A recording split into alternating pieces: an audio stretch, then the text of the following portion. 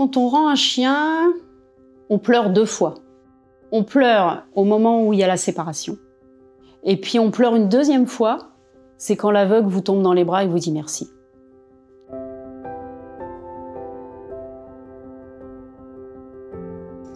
Viens Saki, viens. Je m'appelle Arielle Dugas, je suis agent à l'INSEP. Nous sommes une famille bénévole, donc il y a mon mari et mes 2 filles qui participons à cette aventure. Nous sommes bénévoles pour l'école de chiens guides de Paris. Notre rôle, c'est d'accueillir un chiot de l'âge de 3 mois et demi jusqu'à ses 18 mois environ, et de lui donner une éducation de base, en faire un bon chien de compagnie pour qu'il puisse devenir un chien guide d'aveugle. Après une période avec nous, qui va durer environ 1 an donc, et puis 6 mois d'éducation avec des éducateurs professionnels, ce chien va être remis à un aveugle.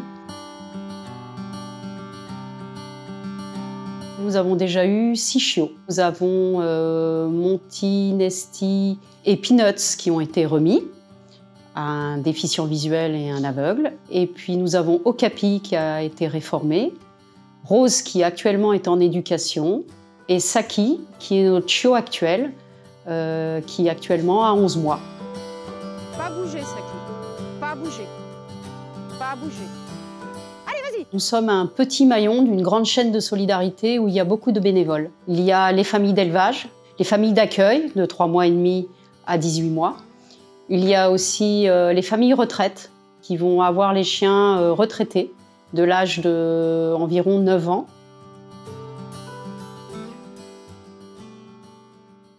Et puis il y a les familles relais. Là, ce sont des bénévoles qui donnent leur disponibilité pour, par exemple, accueillir un chiot ou un chien d'aveugle. Parmi la chaîne aussi, il y a les familles d'adoption. Alors, les familles d'adoption, ce n'est pas des bénévoles, mais c'est des gens qui postulent à l'école et qui nous disent qu'ils seront éventuellement intéressés pour récupérer un chien réformé. Donc, un chien réformé, ce n'est pas un chien retraité.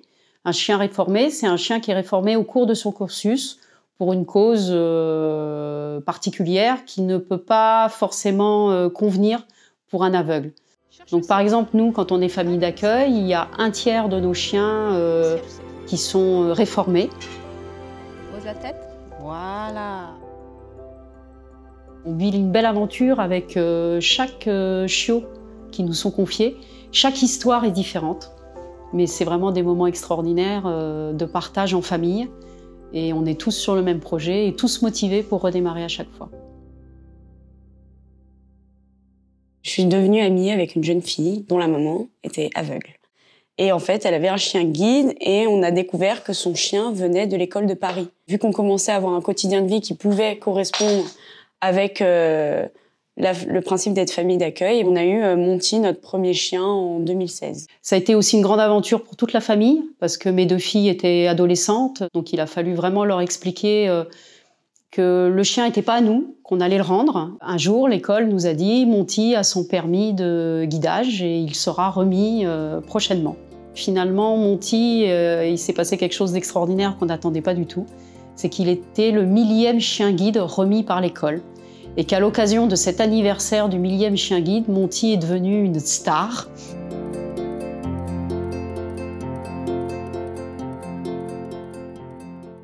Donc lors de la remise du chien, nous, on aime bien faire un album photo qu'on offre aux déficients visuels ou à l'aveugle. Alors ça leur permet de découvrir la vie de leur chien, comment ils étaient quand ils étaient petits. Et donc les familles apprécient toujours d'avoir l'album, même si l'aveugle ne voit pas forcément les photos, ses proches lui décrivent, et donc il apprend aussi à mieux connaître le chien. Et là, c'est la remise de Monty à Dominique, qui est déficient visuel, et il y a eu une cérémonie de remise, c'est pour ça qu'ils sont tous les 2 avec leur nœud papillon, et depuis, il y a une grande amitié entre nous. On commence à connaître un petit peu l'éducation du chien, ce qu'il faut faire, surtout ce qu'il ne faut pas faire. Et puis comme j'ai ma fille qui en a fait son métier, j'ai des bons conseils.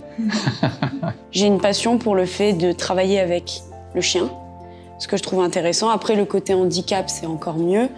Mais le simple fait de travailler avec le chien, moi j'ai toujours aimé, et du coup oui, maintenant j'en ai fait mon métier. Pas touché.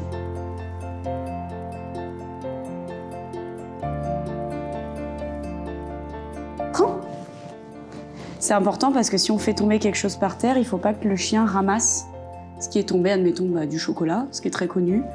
Si ça tombe par terre, il ne faut pas que le chien ait le réflexe de se dire je saute dessus, je mange. Un chien guide, c'est un coût, mais ça n'a pas de prix. C'est-à-dire qu'il est donné gratuitement à une personne déficiente visuelle, mais c'est un chien qui a coûté sur toute sa période en famille d'accueil, élevage et tout ça, près de 25 000 €. C'est quand même assez conséquent sur une année et demie de formation. Et ce chien-là est donné, en fait, gratuitement en main propre. Donc l'association vit de tout ce qui va être les dons des particuliers, des personnes.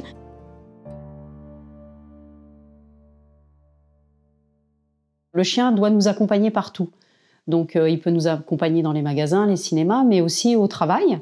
D'ailleurs, les chiens avec ces dossards-là, d'élèves chiens guides, ils ont le droit d'aller au travail. Pour le chien, c'est très formateur, puisque quand il va être remis à quelqu'un qui peut-être travaille. Allez, on monte, monte. C'est un chien de travail, c'est un chien qui est avec son maître au quotidien tout le temps. Nous, on est chargés d'amener nos chiens au travail pour qu'ils aient l'habitude de rester avec nous, pour apprendre à bien se comporter en réunion, en cours.